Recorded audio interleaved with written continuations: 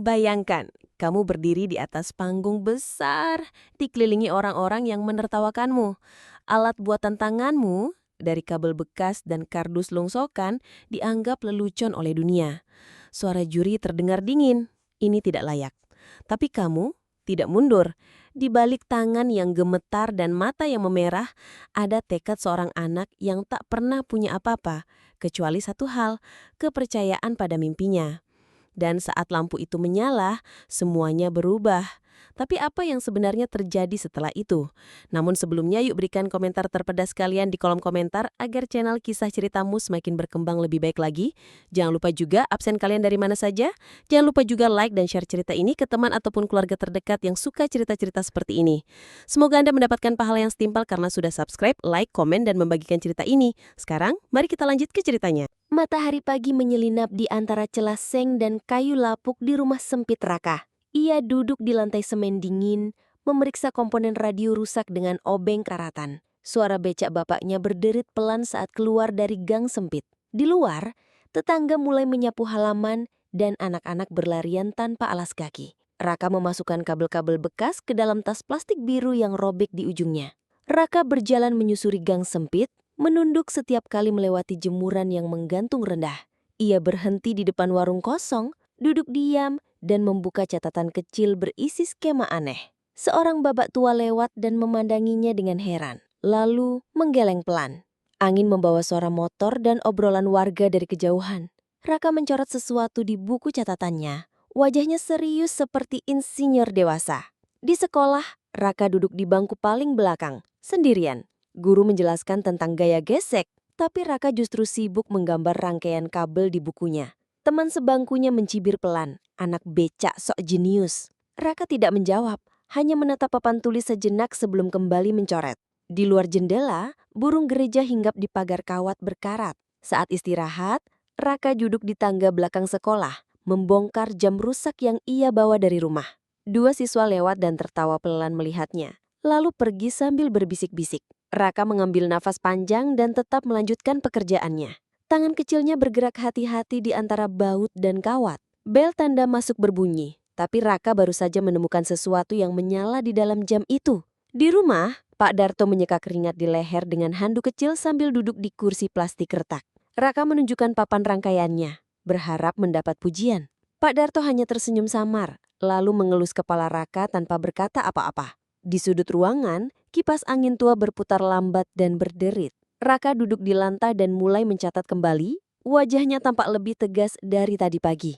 Malam datang dengan suara kodok dan dengung tiang listrik. Raka menyalakan lampu kecil buatan sendiri dari baterai bekas dan botol plastik. Ia menulis sesuatu di kertas robek, penggerak tanpa bensin, konsep 1. Di luar, suara becak Pak Darto kembali terdengar, pelan dan berat. Raka tersenyum kecil dan meniup lampunya sebelum tidur. Pagi berikutnya, Raka bangun lebih awal dan membuka tumpukan kardus bekas. Ia mengambil motor mainan rusak dan membongkar bannya. Pak Darto menyerahkan 2 baterai sisa dari lampu becaknya. "Coba pakai ini," katanya singkat. Raka mengangguk cepat, matanya berbinar. Di lapangan kosong dekat sungai, Raka menguji motor kecilnya yang telah dimodifikasi. Anak-anak kecil mendekat, penasaran melihat benda aneh itu berjalan pelan. Raka menjelaskan cara kerjanya walau mereka tak benar-benar mengerti. Salah satu anak bersorak saat roda kecilnya berputar. Raka tersenyum, mencatat sesuatu lagi. Di sekolah, guru teknik melihat catatan Raka dan mengernyit. "Ini ide bagus, tapi kamu tidak punya dasar," katanya. Raka hanya menunduk tidak membantah. Teman sebangkunya kembali mencibir, "Anak becak sok jenius." Raka meramas kertasnya diam-diam, tapi tidak membuangnya. Malam itu hujan turun deras, atap seng bocor di beberapa titik. Raka tetap bekerja di bawah cahaya remang, melindungi alat-alatnya dengan kantong plastik. Petir menyambar di kejauhan, tapi ia tidak gentar. Pak Darto memandangi anaknya dari dapur, matanya sedikit basah. Di meja, motor mini buatan Raka mulai bergerak lebih cepat dari hari sebelumnya. Pagi berikutnya, Raka bangun lebih awal dan membuka tumpukan kardus bekas. Ia mengambil motor mainan rusak dan membongkar bannya. Pak Darto menyerahkan 2 baterai sisa dari lampu becaknya. "Coba pakai ini," katanya singkat. Raka mengangguk cepat, matanya berbinar. Di lapangan kosong dekat sungai, Raka menguji motor kecilnya yang telah dimodifikasi. Anak-anak kecil mendekat, penasaran melihat benda aneh itu berjalan pelan. Raka menjelaskan cara kerjanya walau mereka tak benar-benar mengerti. Salah satu anak bersorak saat roda kecilnya berputar. Raka tersenyum, mencatat sesuatu lagi. Di sekolah, guru teknik melihat catatan Raka dan mengernyit. Ini ide bagus, tapi kamu tidak punya dasar, katanya. Raka hanya menunduk tidak membantah. Teman sebangkunya kembali mencibir. Anak beca sok jenius. Raka meremas kertasnya diam-diam, tapi tidak membuangnya. Malam itu, hujan turun deras, atap seng bocor di beberapa titik. Raka tetap bekerja di bawah cahaya remang, melindungi alat-alatnya dengan kantong plastik. Petir menyambar di kejauhan, tapi ia tidak gentar. Pak Darto memandangi anaknya dari dapur, matanya sedikit basah. Di meja, motor mini buatan Raka mulai bergerak lebih cepat dari hari sebelumnya. Pagi berikutnya, Raka berjalan ke sekolah membawa alat prototipe kecil dalam tas plastik hitam. Di depan gerbang, ia dihentikan satpam dan diperiksa dengan curiga. Apa ini? Bahan berbahaya? Tanya satpam separuh bercanda. Raka menjelaskan pelan tapi hanya disuruh simpan alatnya di ruang guru. Di kelas, guru teknik membahas soal ujian, tapi Raka mencuri waktu untuk menulis rumus di tepi bukunya. Teman sebangkunya menggeser duduk menjauh, seolah takut tertular keanehan. Raka menghela nafas dan tetap menulis walau hatinya goyah. Di luar jendela, matahari mulai muncul di balik awan menyinari meja Raka. Ia menatap cahayanya sebentar lalu menulis dengan lebih cepat. Saat pulang, Raka singgah di tempat loak, menyortir kabel dan kipas komputer bekas. Penjualnya mengenalnya baik. Kamu lagi, ambil aja yang rusak-rusak di pojok. Raka membungkuk sopan, lalu mulai memilih satu persatu dengan teliti. Seorang anak lain datang dan mengejeknya karena dianggap sebagai pemulung pintar. Raka diam saja, terus menggulung kabel panjang berwarna merah. Malamnya Pak Darto pulang lebih awal karena hujan kembali turun. Ia melihat anaknya duduk bersila di lantai, membongkar mainan sambil bersenandung kecil. Pak Darto duduk di sampingnya, memperhatikan tanpa berbicara. Raka menunjukkan bagian motor kecilnya dan berkata, kalau ini muter, bisa nyala semua. Pak Darto mengangguk, lalu mengangkat termos teh dan menyodorkan ke anaknya. Esok paginya, Raka membawa kembali prototipe barunya ke sekolah. Ia minta izin ke guru teknik untuk menunjukkan ide buatannya. Guru itu mengangguk setengah hati, dan Raka maju ke depan kelas. Suasana kelas hening, beberapa siswa sudah siap menertawakan. Tapi saat motor kecil itu mulai bergerak, seluruh kelas terdiam. Roda mini itu berputar menyalakan lampu kecil dari baterai bekas. Raka menjelaskan konsepnya dengan suara tegas tapi menggemetar. Guru teknik perlahan berdiri dan mendekat menatap alat itu dengan serius. Siapa yang bantu kamu bikin ini? Tanya sang guru. Raka hanya menjawab pelan. Saya sendiri, Pak. Guru mengangguk dan berkata, kamu boleh ikut kompetisi alat inovatif bulan depan. Suara riuh rendah mulai terdengar dari siswa lain. Teman sebangku Raka meliriknya dengan heran, lalu menunduk. Raka tetap berdiri tegak, tangan masih gemetar, ia belum tersenyum. Hanya menatap motornya yang masih berputar. Di rumah malam itu, Raka mencoret-coret kertas besar, menggambar ulang seluruh konsepnya. Pak Darto menatapnya dari pintu, lalu masuk sambil membawa segelas air. Kalau kamu perlu kayu atau baut, bilang bapak, ucapnya. Raka hanya mengangguk cepat, terlalu fokus pada idenya. Di luar, suara anak-anak bermain di bawah hujan gerimis. 2 hari kemudian, Raka datang ke bengkel tua milik Pak Kumis, seorang mekanik di ujung gang. Ia meminta izin memakai bor dan palu selama 1 jam. Pak Kumis mengamati Raka sebentar, lalu tertawa kecil. Bapakmu dulu juga sering bikin alat aneh di sini, katanya. Raka terbengung sebentar, lalu mengangguk dan mulai bekerja. Malam terakhir episode, Raka menyelesaikan rangkaian baru dari gabungan motor bekas, baterai, dan kabel. Ia duduk di lantai rumahnya, menguji kembali semua koneksi satu persatu. Saat roda terakhir mulai berputar sempurna, wajahnya memucat karena tak percaya. Ia berdiri dan memanggil bapaknya dari dapur. Pak, aku rasa ini bisa jalan, katanya. Dengan suara pelan tapi penuh keyakinan. Raka duduk di sudut kelas, memegang kotak kayu berisi alat buatannya yang kini dilapisi pelindung transparan. Bu Wening berjalan masuk dan langsung menunjuk ke arah Raka. Besok kita berangkat ke lomba tingkat kota, jangan terlambat, katanya cepat. Teman-teman sekelas terdiam. Sebagian memandang Raka dengan iri.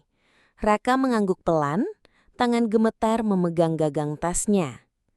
Di rumah, Pak Darto menyetrika kemeja putih sekolah Raka. Walau setrikanya kadang mati hidup.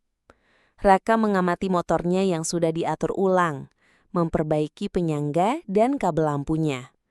Kalau kamu gugup, itu tandanya kamu peduli, berkata Pak Darto sambil tersenyum. Di luar hujan mulai turun deras. Raka menutup jendela bocor dan kembali ke alatnya. Pagi lomba, langit masih kelabu dan jalanan becek. Raka naik motor boncengan bersama Bu Wening. Alatnya dipeluk erat di pangkuan. Di jalan, ia melihat baliho besar bertuliskan Lomba Inovasi Transportasi Pelajar. Bu Wening berkata, kalau kamu ditolak bukan berarti gagal, berarti belum waktunya. Raka hanya menunduk, napasnya pendek-pendek.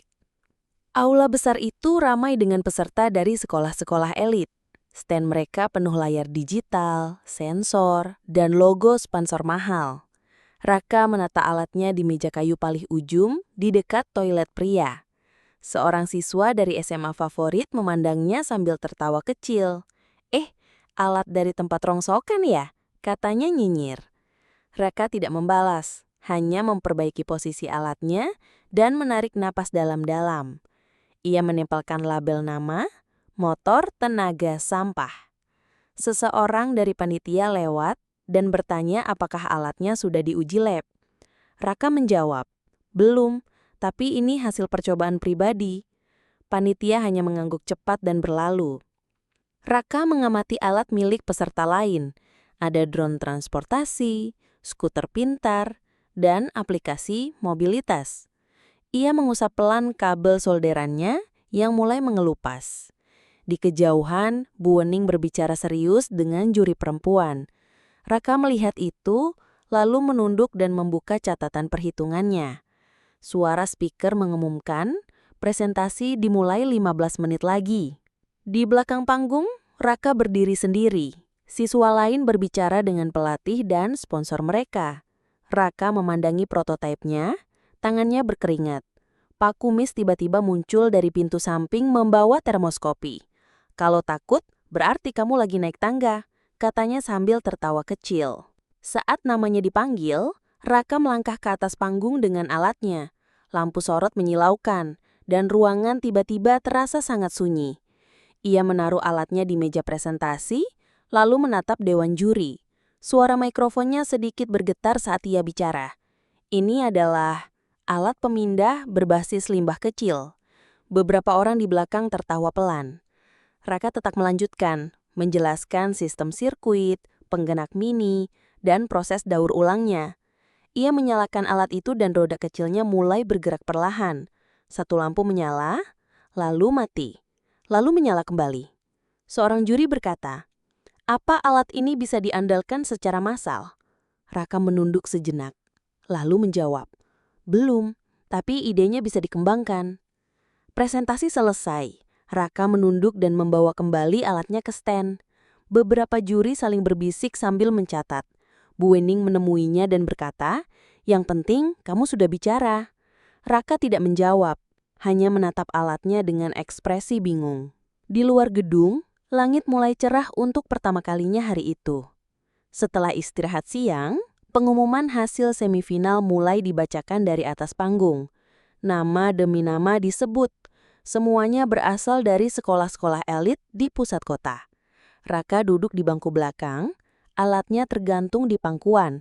Ketika namanya tidak disebut, ia hanya menatap lantai, rahangnya mengeras. Bu Wening menepuk bahunya pelan dan berkata, masih ada jalan lain, Raka.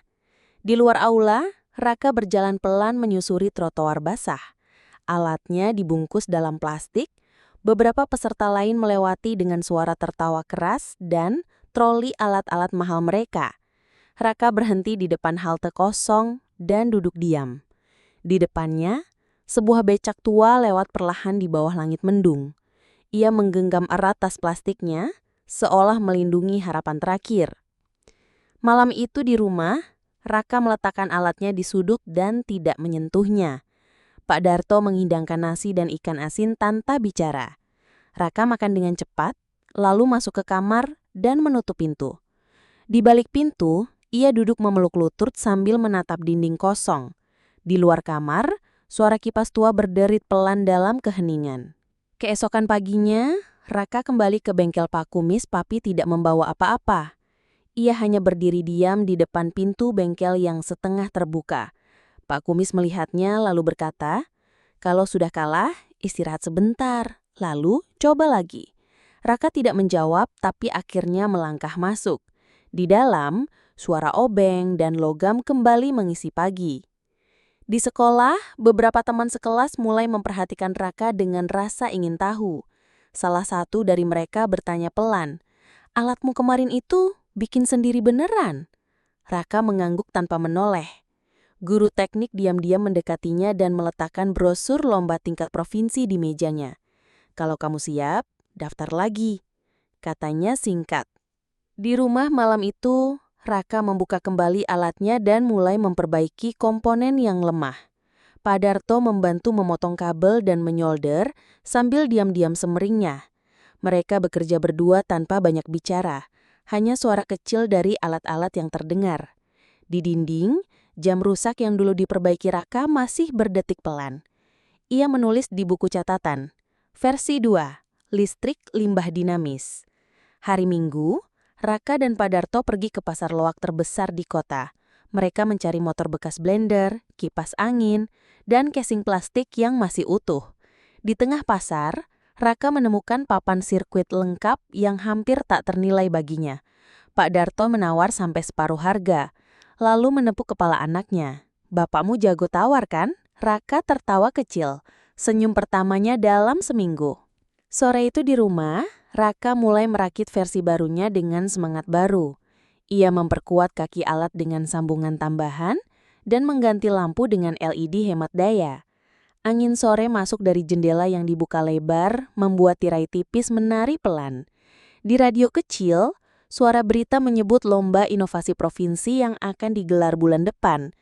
Raka terbangun dan menunjuk cepat. Matanya menyala. Malam itu, Raka mengumpulkan semua catatan dan sketsa alatnya ke dalam satu map. Ia menulis surat pengantar pendaftaran lomba dengan tulisan tangan rapi. Pak Darto menandatangani bagian wali murid di bawahnya. Mereka duduk di meja kecil dengan lampu redup menyala. Suasananya hikmat. Raka menatap map itu seperti menatap masa depannya. Keesokan harinya, sebelum matahari sepenuhnya terbit, Raka dan Pak Darto naik becak menuju kantor pos. Di sepanjang jalan, mereka melewati jalanan kosong, kios masih tertutup, dan udara pagi yang segar. Raka menyerahkan map itu ke petugas loket dengan 2 tangan, dengan merasa lega. Petugas itu mengambil catatan yang tergeletak, bertanya, "Apakah ini untuk lomba inovasi di Gape Tropik?" Raka tersenyum dan menjawab pelan, "Kali ini saya nggak bakalan jatuh di tempat yang sama." Suara ayam berkokok mengiringi pagi ketika Raka membuka jendela kamarnya yang berembun. Ia menyalakan kipas kecil buatannya untuk mengeringkan papan sirkuit yang baru ia solder malam sebelumnya. Pak Darto sudah pergi, becaknya tak lagi di depan rumah. Di atas meja, surat konfirmasi dari panitia lomba provinsi tergeletak. Terdaftar, nomor peserta 034. Raka mengepalkan tangan, mengangguk sendiri. Di sekolah, Bu Wening memanggil Raka ke ruang guru dan menunjukkan peta lokasi lomba. "Tempatnya jauh, kamu harus naik kereta dulu," katanya serius. Raka mencatat rute di kertas kecil dan menghitung uang yang ada di sakunya. Ia sadar, uangnya hanya cukup untuk tiket satu arah. Tapi, ia tetap tersenyum dan berkata, "Saya cari cara, Bu." Malam itu, Raka dan Pak Darto duduk di depan rumah, minum teh dari gelas kaca retak. "Kamu yakin mau berangkat sendiri?" tanya Pak Darto. Khawatir, tapi tidak melarang. Raka menjawab, "Saya sudah sampai sejauh ini, Pak." Pak Darto menyerahkan celengan tua yang ia simpan sejak dulu. "Ini bukan buat beli paku. Ini buat bangun jalan kamu," katanya pelan. Di stasiun keesokan harinya, Raka membawa alat barunya dalam kardus yang dibungkus selotip dan plastik bening. Kereta datang perlahan dengan suara berderak, mengangkat debu di peron. Raka naik, duduk di dekat jendela, memeluk kardusnya seperti pelindung. Penumpang lain memandangnya dengan penasaran, tapi ia tak peduli. Ia menulis di catatannya, versi 2.2, stabilitas mesin. Sampai di kota besar, Raka berjalan kaki dari stasiun ke tempat lomba. Gedung tinggi dan jalan besar membuatnya tampak kecil dan tersesat. Ia bertanya ke satpam, lalu mengikuti petunjuk dengan langkah ragu. Di depan gedung lomba, ia berhenti dan mengambil napas dalam. Pintu kaca besar di depannya seperti gerbang tak terlihat. Di dalam aula lomba, suasana jauh lebih megah dari sebelumnya. Layar LED besar menampilkan logo sponsor dan sorotan berita. Peserta dari berbagai kota memakai seragam, membawa alat yang dikemas profesional. Raka menempatkan alatnya di meja paling pinggir, sendirian. Petugas mendatangi dan memintanya mengisi form digital. Raka kebingungan karena tidak punya HP. Seorang relawan lomba mendekat dan membantunya mengisi form lewat tablet. "Kamu dari mana?" tanyanya penasaran. "Surabaya, jalan kaki dari stasiun," jawab Raka polos. Relawan itu tersenyum, "Hebat kamu." Raka menunduk, tidak tahu harus menjawab apa. Saat presentasi dimulai, peserta lain tampil dengan tayangan slide dan animasi 3D. Raka hanya membawa selembar kertas berisi diagram buatan tangan. Namanya dipanggil. Nomor 034. Raka Darto, Surabaya. Raka berjalan pelan ke panggung, membawa kardus alatnya yang mulai lembab karena keringat. Lampu sorot menyala dan ruangan hening.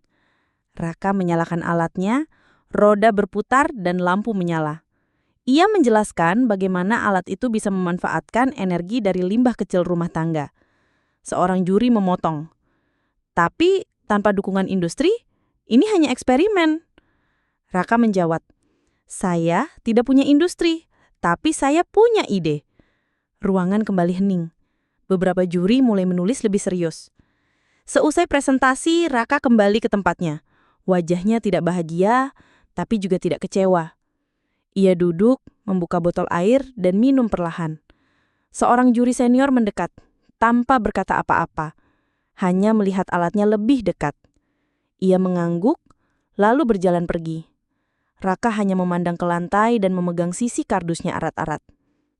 Di luar gedung lomba, Raka duduk sendiri di trotoar sambil memakan roti kering dari kantong plastik. Ia menatap kendaraan lalu lalang dan papan iklan besar yang terasa begitu jauh dari dunianya. Seorang wartawan muda menghampiri. "Kamu peserta tadi ya? Yang alatnya pakai limbah?" Raka mengangguk pelan-pelan. Tidak tahu harus bangga atau malu. Wartawan itu mengeluarkan kamera kecil dan berkata, "Boleh wawancara sebentar?" Raka bingung tapi mengangguk juga. Ia menjelaskan idenya tanpa skrip, tanpa latihan, hanya dari hati. Kamera merekam wajahnya yang serius, tangannya yang berkeringat dan alat sederhana di sampingnya. "Saya bikin ini karena saya capek lihat bapak saya dorong becak pulang naik tanjakan." Video itu diunggah malam itu ke media sosial kanal lokal. Judulnya, "Inovasi dari Kolong Becak, Cerita Anak Tukang di Tengah Kota." Dalam 6 jam, video itu ditonton 18.000 kali dan mulai dibagikan di grup komunitas. Komentar berdatangan. "Gila, dia jenius. Kenapa anak kayak gini gak disokong negara?" Raka tidak tahu apa-apa. Dia tertidur di kos kecil murah dekat terminal. Keesokan harinya, panitia lomba mengumumkan hanya 5 finalis yang akan masuk seleksi akhir. Nama Raka tidak disebut. Tapi saat hendak pergi, seseorang dari panitia berlari menghampirinya. "Pak Menteri ingin berbicara dengan kamu. Sekarang." Raka terkejut. Kardus alatnya bahkan sudah hampir sobek. Di ruang tamu VIP yang dingin dan besar, seorang pria berpakaian formal menyambutnya. "Saya lihat videomu malam itu. Kamu punya semangat yang jarang," katanya. Ia membuka proposal dari kantong jasnya dan meletakkannya di depan Raka. "Kami ingin mendanai pengembangan alat ini sebagai bagian dari program energi desa." Raka menatapnya lekat, seperti tidak percaya telinganya sendiri. Di dalam kepala Raka, suara Pak Darto bergema. "Bangun jalanmu sendiri."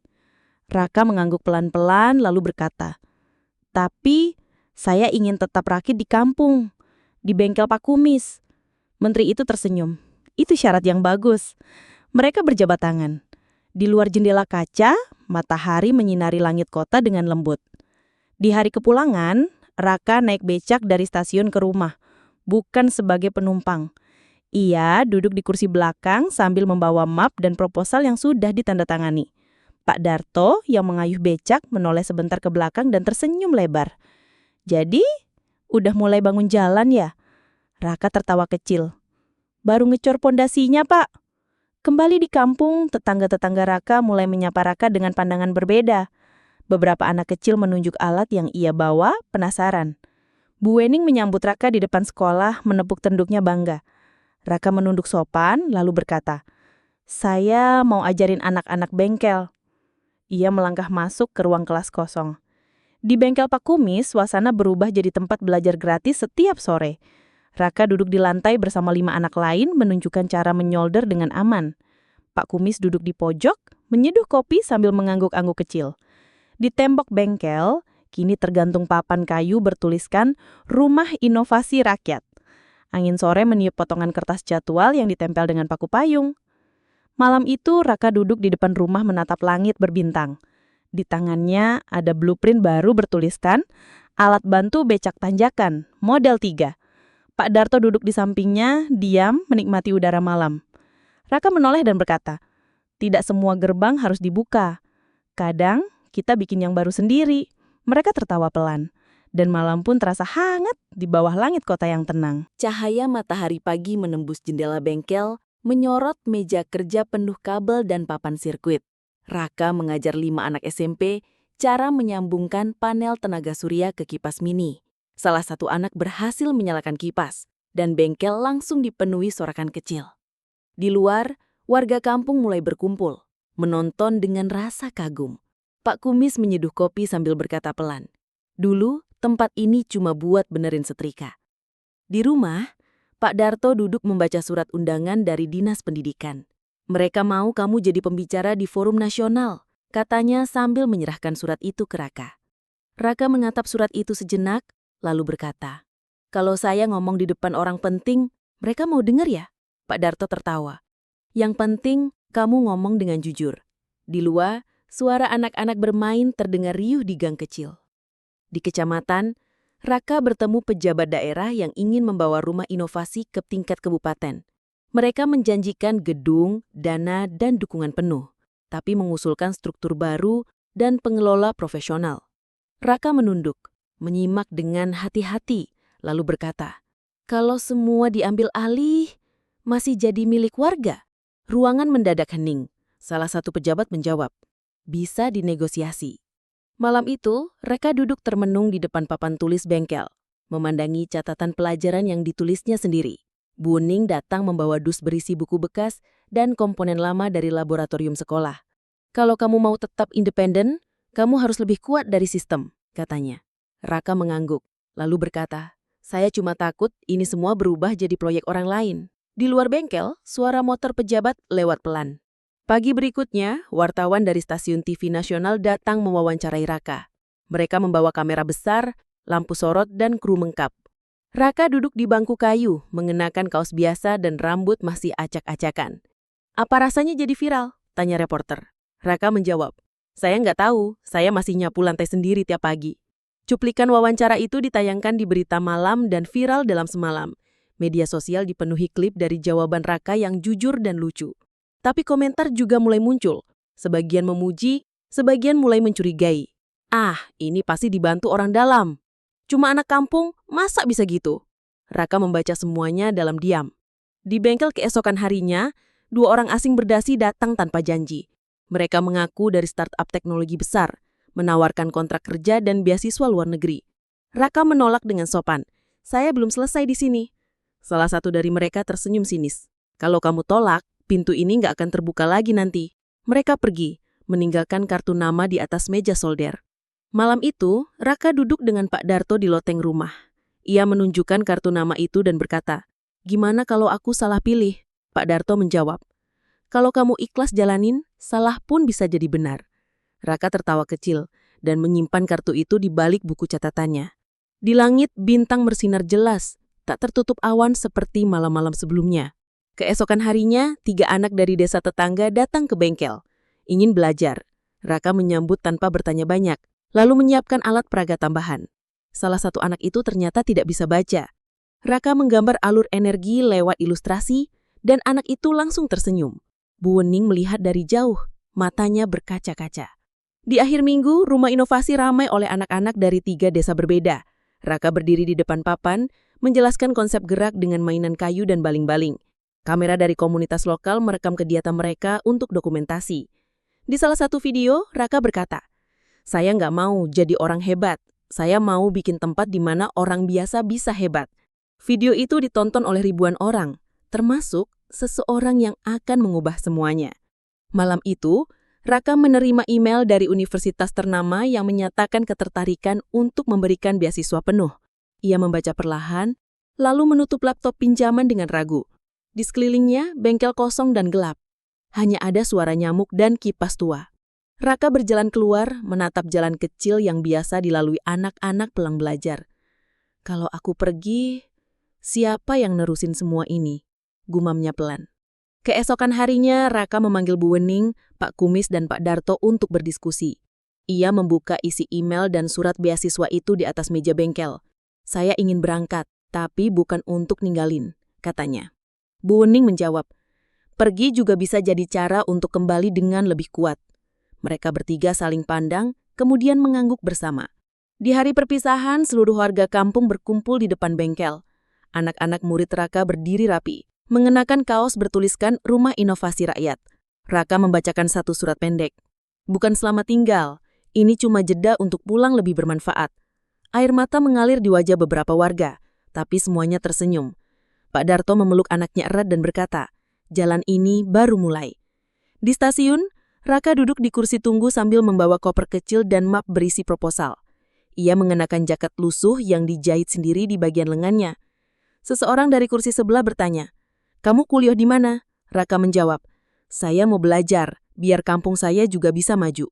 Kereta datang perlahan seperti menjawab keyakinannya. Di kampung, bengkel tetap buka. Kini dikelola bersama oleh Bu Wening dan anak bidik tertua. Mereka meneruskan pelajaran dengan alat-alat yang diwariskan Raka. Kamera komunitas merekam sesi belajar dan dikirim secara rutin ke Raka. Setiap video ditonton oleh Raka di kamarnya yang sempit di kota universitas. Ia tersenyum sendiri sambil mencatat perbaikan untuk dikirim balik. Di kampus, Raka mengikuti kelas teknik dengan serius. Tapi setiap selesai kelas, ia duduk di perpustakaan dan menggambar ulang alat-alat versi hemat. Teman-temannya mulai mengenalnya sebagai anak becak jenius dari Surabaya. Seorang dosen bahkan menyarankannya jadi asisten riset. Tapi Raka hanya menjawab, "Saya mau riset yang bisa dipakai di rumah-rumah bambu." Di tahun berikutnya, sebuah kompetisi teknologi internasional dibuka. Raka mengajukan rancangan penggerak lingan berbasis sampah versi terbaru. Prototip itu dinyatakan lolos tahap awal dan diundang ke Bangkok untuk presentasi. Ia menatap layar email, terdiam, lalu tersenyum kecil. Ia menulis di papan catatannya, "Versi 3.0 untuk dunia." Di kampung, surat dari luar negeri tiba, ditujukan ke bengkel. Pak Darto membacakan keras-keras di depan semua murid. Raka akan tampil di forum global. Anak-anak bersorak dan mulai menyiapkan poster kecil bertuliskan, "Kami bangga padamu, Kak Raka." Kamera ponsel sederhana merekam momen itu dan dikirim ke luar negeri. Di asrama kampus, Raka menontonnya berkali-kali, matanya berkaca-kaca. Beberapa bulan kemudian, media internasional meliput Rumah Inovasi Rakyat sebagai model pendidikan komunitas. Nama Raka muncul di beberapa artikel, tapi ia tetap menolak diwawancarai eksklusif. Ia berkata di satu email singkat, "Saya cuma satu dari banyak anak kampung yang dikira nggak bisa." Ia fokus membangun jaringan distribusi untuk alat-alat sederhana ke desa-desa terisolir. Visi besarnya tetap sama, menjadikan ide kecil berguna di tempat paling terabaikan. Raka berdiri di sebuah panggung kecil di pedalaman Kalimantan. Ia menunjukkan alat transportasi tenaga surya buatannya kepada puluhan warga yang antusias. Singar senja jatuh ke wajahnya saat ia berkata, "Inovasi bukan soal siapa paling pintar, tapi siapa yang paling peduli." Kamera bergerak mundur perlahan memperlihatkan Raka dikelilingi warga dan anak-anak yang tertawa. Musik latar belakang pelan mengalun saat layar perlahan gelap, tapi suara Raka tetap terdengar. "Saya belum selesai." Sebuah perahu kecil menyusuri sungai di pedalaman Kalimantan, membawa Raka dan 2 alat portable buatannya. Ia mengenakan jaket sederhana, sepatu karet, dan tas ransel usang penuh skema rangkaian. Di depannya desa kecil tampak sunyi tapi penuh kehidupan. Anak-anak menyambutnya dari dermaga kayu. Raka tersenyum. "Mari kita mulai bengkel sore ini." Di balai desa yang sederhana, Raka mengajari warga cara menyambung energi dari pedal sepeda ke lampu-lampu rumah.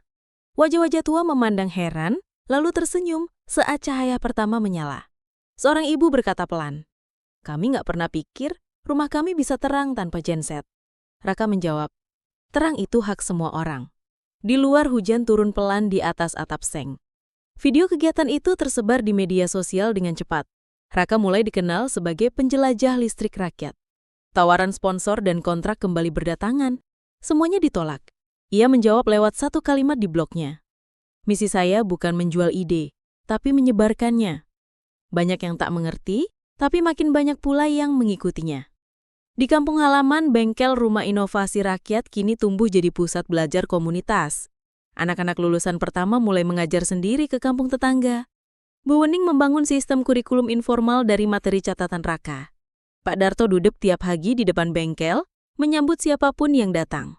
Ia selalu berkata, "Kalau mau belajar, masuk aja, nggak bayar, asal niat." Raka menerima undangan kehormatan dari lembaga internasional untuk menerima penghargaan inovator muda. Ia hadir, tapi tak membawa alat canggih, hanya papan kayu berisi kabel bekas. Dalam pidatonya ia berkata, "Saya bukan datang dari laboratorium. Saya datang dari lantai semen, becak, dan lilin." Ruangan hening, lalu melegak dalam tepuk tangan panjang. Tapi Raka hanya menunduk, lalu berjalan turun dari podium. Di perjalanan pulang, ia mampir ke pasar loak tempat ia dulu mencari komponen. Ia membeli solder bekas dan 2 potong kabel lusuh. Penjual mengenalinya dan berkata, "Dulu kamu beli ini juga, tapi sekarang kamu udah di TV." Raka hanya tertawa. Yang berubah cuma tempat. Niatnya masih sama. Ia berjalan pulang melewati gang yang dulu menertawakannya. Di sore itu, Raka mengunjungi makam ibunya yang sederhana di pinggir kampung. Ia membersihkan dedaunan, lalu meletakkan alat rakitannya di samping nisan. "Bu, aku udah kemana-mana. Tapi yang paling enak tetap di sini." Angin bertiup pelan, seolah menjawab pelukannya yang tertahan. Matahari mulai tenggelam, memberi cahaya emas pada tulisan nama ibunya. Di malam purnama, kampung Raka menggelar pertemuan warga. Mereka membahas rencana mengirim 2 anak kampung ke pelatihan energi hijau. Semua mata menoleh ke Raka, tapi ia menolak dengan senyum. "Bukan saya yang harus berangkat. Mereka harus melangkah sendiri," katanya sambil menunjuk 2 anak muda di barisan belakang. Warga bertepuk tangan bukan untuk Raka, tapi untuk apa yang ia lahirkan. Di tengah malam, Raka duduk sendiri di lantai bengkel sambil menyusun kabel baru. Ia menulis skema di dinding dengan kapur, penggerak air pedal tanpa motor. Kertas lamanya tergantung di sekeliling, usang tapi tak pernah diganti.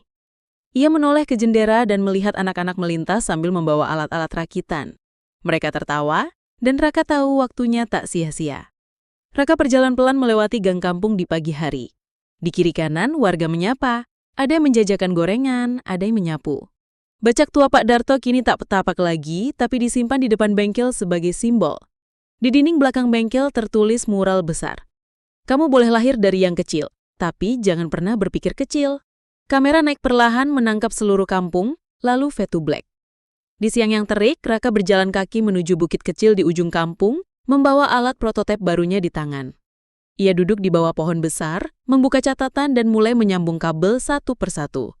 Di kejauhan, suara gamelan dari rumah warga terdengar samar menambah suasana tenang. Angin pelan meniup halaman bukunya memperlihatkan skema yang ia buat semalam. Ia menggambar ulang kali ini dengan senyum kecil di bibirnya. Sore itu ia kembali ke bengkel dan menunjukkan alat barunya ke anak-anak yang berkumpul. "Ini versi hemat dari alat pompa air, cukup dikayuh tangan," jelasnya. Seorang anak mencoba dan berhasil membuat air mengalir dari ember ke pipa bambu. Suara kecil terdengar dan beberapa anak langsung minta giliran mencoba. Raka tertawa pelan. "Nanti kita buat versi sepeda ya." Malamnya ia duduk bersama Bu Wening dan Pak Darto sambil membahas rencana pembukaan cabang bengkel di desa lain. "Tapi harus dijaga semangatnya, bukan sekedar nama," kata Bu Wening tegas. Raka mengangguk, lalu berkata, "Saya nggak mau bikin jaringan, saya mau bikin gerakan." Pak Darto menambahkan, "Gerakan yang jalan pelan tapi nggak pernah berhenti."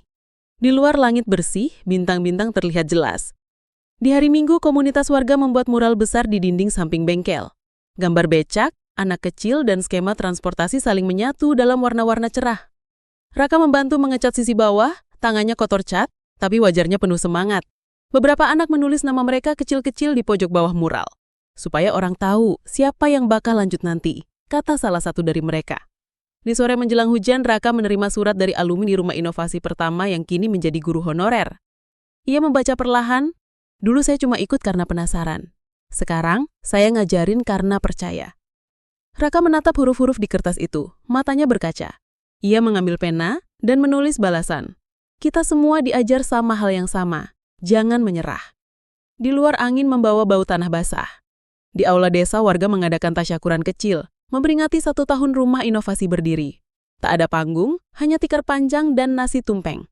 Seorang ibu membawa rendang lalu berkata ke Raka, "Saya nggak bisa bantu teknologi, tapi saya bisa bantu makan." Raka tertawa. Tanpa makan, teknologi juga nggak jalan, Bu. Semua tertawa bersama dalam kebersamaan yang sederhana. Saat malam semakin larut, Raka duduk sendiri di depan bengkel.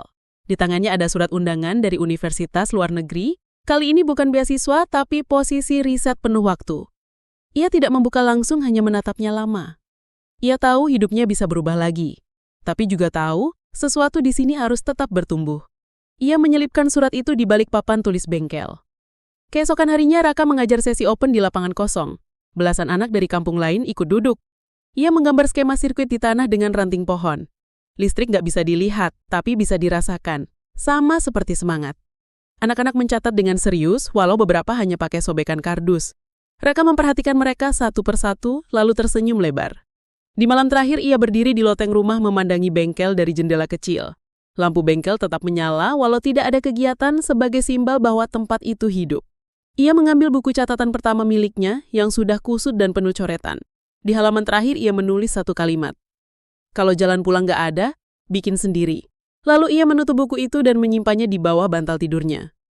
Kamera terakhir memperlihatkan bengkel dari atas saat fajar menyingsing. Anak-anak mulai berdatangan, membawa alat-alat kecil, kabel, dan botol bekas.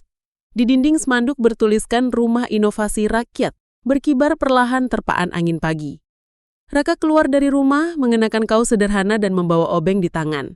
Ia tersenyum, lalu berkata ke kamera, "Ini bukan akhir, ini giliran kalian." Hikmah dari cerita ini mengajarkan kita bahwa keberhasilan bukan hanya soal latar belakang atau sumber daya yang kita miliki, tapi juga tentang kerja keras, ketekunan, dan keyakinan pada diri sendiri. Seperti Raka, meski dianggap kecil dan diremehkan, ia tidak pernah menyerah. Jangan takut gagal, karena kegagalan hanyalah batu loncatan menuju kesuksesan. Percayalah pada kemampuanmu, bahkan ketika dunia di sekitarmu tak melihatnya. Dan yang terpenting, bantu orang lain tumbuh, karena sejatinya, keberhasilan sejati adalah saat kita bisa membawa orang lain bersama kita. Disclaimer, cerita ini adalah fiktif yang dibuat seolah nyata untuk mengambil hikmahnya. Setiap perjuangan dan pengorbanan yang digambarkan mengandung pesan yang bisa kita ambil untuk kehidupan nyata. Semoga cerita ini menginspirasi kita untuk tidak pernah berhenti berusaha apapun tantangan yang dihadapi. Terima kasih telah menonton cerita ini. Jika kalian merasa terinspirasi atau tersentuh, jangan lupa tinggalkan komentar, beri like, dan subscribe supaya channel Kisah Ceritamu semakin berkembang dan dapat terus membagikan cerita-cerita motivasi lainnya.